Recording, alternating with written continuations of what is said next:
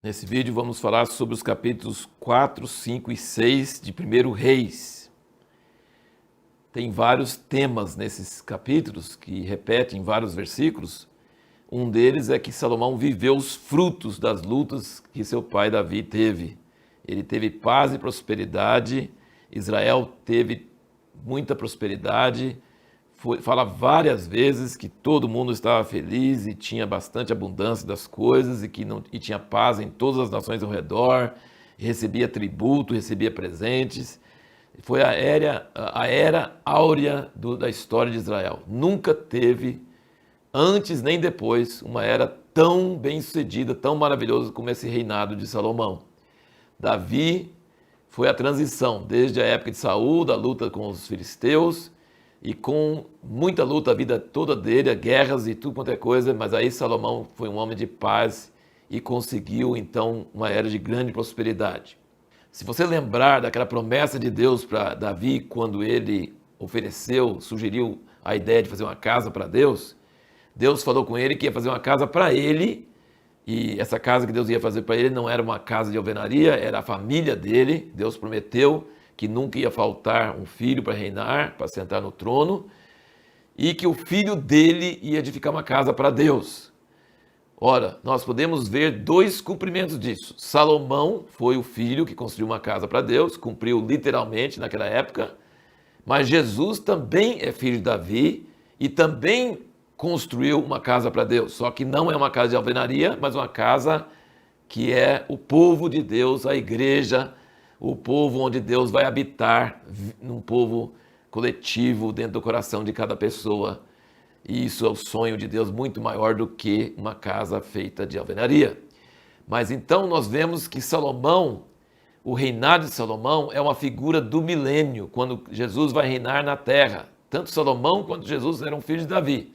Mas Salomão é uma figura e Jesus é a realidade, é o cumprimento pleno daquela promessa. Então, esse reinado de Salomão é um símbolo, uma figura do reinado de Jesus na terra durante o milênio.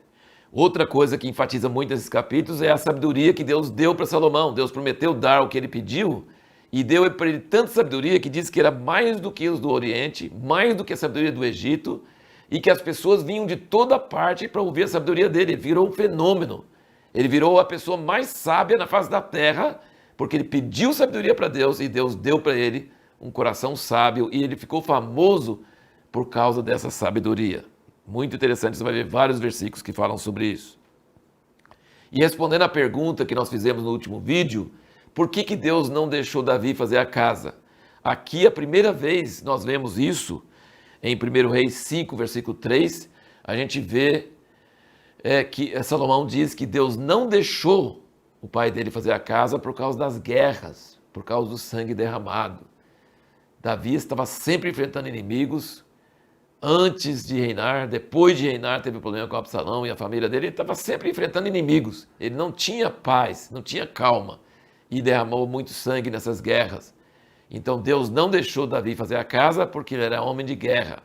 Só que tem uma frasezinha aqui muito interessante no capítulo 5, versículo 3, que diz: bem sabes tu que Davi, meu pai, não pôde edificar uma casa ao nome do Senhor seu Deus por causa das guerras com que o cercaram, até que o Senhor lhe pôs os inimigos debaixo dos seus pés. Essa frase, o Senhor colocou os inimigos debaixo dos seus pés, é citado no Novo Testamento, referindo a Jesus, que ele vai reinar durante o milênio, até que Deus coloque todos os inimigos debaixo dos seus pés. Então Davi é uma figura de Jesus, Salomão é uma figura de Jesus, e nós vamos ver que Jesus realmente aparece em muitos lugares.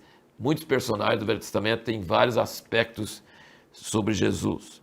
Nós vemos também nesses capítulos que eram milhares de homens preparando os materiais para o templo, pedra e madeira, milhares e milhares indo lá para a montanha, cortando aquelas pedras enormes e cortando aquelas árvores enormes lá no Líbano, depois colocando no mar e levando lá para o lugar. Muito trabalho de milhares de pessoas. Mas quando foi edificar o templo, não teve barulho de ferramenta nenhuma. Estava tudo pré-cortado, estava tudo na ordem certa. Isso fala sobre a igreja gloriosa que Deus vai ter na face da terra antes da volta de Cristo, que vão ser pessoas já tratadas por Deus na pedreira, longe umas das outras. Deus tratando com caráter, tirando as quinas, tirando as coisas, fazendo barulho, a pessoa gritando de dor, ai que terrível e tal. Mas quando ele vai juntar todas as pessoas em uma casa gloriosa, não vai ter barulho, porque já está pré-cortado. Muito interessante você ver isso. E outra coisa no templo de Salomão, você vai notar que era tudo feito de pedra, coberta de madeira, diz que não via pedra nenhuma, e depois a madeira era coberta de ouro. Então não se via nem pedra, nem madeira, via apenas o ouro que cobria tudo. A madeira fala da natureza humana e o ouro fala da divindade. Então é seres humanos cobertos com a natureza divina. E levou 7 anos para ele fazer o templo. E durante a construção, Deus falou para Salomão, no capítulo 6, versículo 11, diz: então veio a palavra do Senhor a Salomão, dizendo: quanto a esta casa que tu estás edificando, se andares nos meus estatutos, executares os meus preceitos, guardares todos os meus mandamentos, andando neles, confirmarei para contigo a minha palavra que falei a Davi teu pai, e habitarei no meio dos filhos de Israel, e não desampararei o meu povo de Israel. E a pergunta para o próximo vídeo é: por que o templo de Salomão era tão diferente do tabernáculo de Moisés? Vocês vão lembrar que o tabernáculo de Moisés tinha instruções minuciosas sobre cada coisa. E depois aqui a gente vê que o templo de Salomão teve muita coisa bem diferente.